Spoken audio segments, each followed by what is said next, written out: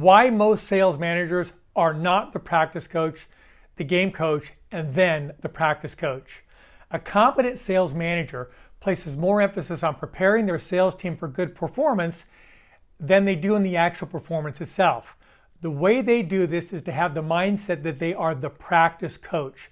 What happens in the game will be predicated on what happens in practice because people typically perform like they practice. Many sales managers, unfortunately, do not spend enough time upfront training, coaching, or reinforcing sales skills with their team prior to live engagement with prospects or clients. As a result, their activity is limited to observing their sales team in action, and the performance they see will probably be in direct correlation to the amount of practice and preparation that preceded the actual performance. In this context, they are merely the game coach. The practice coach spends a lot of time doing dry runs and skill development training to help their salespeople develop their abilities to have an impact in the game. The practice coach knows that their job is to develop their team, and it will require a tremendous investment of time, energy, and effort.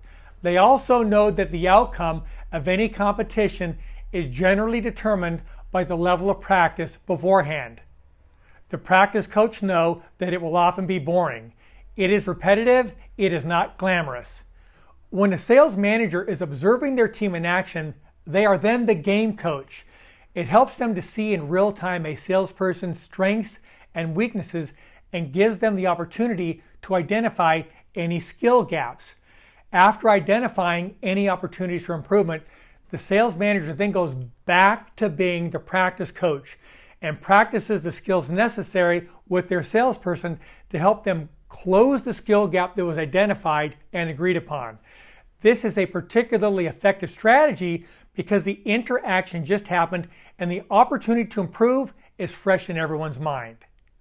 To be the practice coach, the game coach, and then the practice coach requires planning.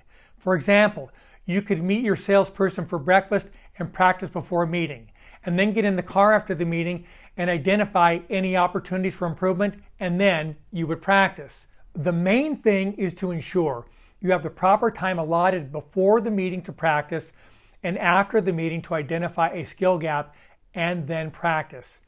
Why is the sales manager that is the practice coach, the game coach, and then the practice coach so rare? Because it takes time. So what to do now? Schedule time with one of your salespeople and be the practice coach, the game coach, and then the practice coach.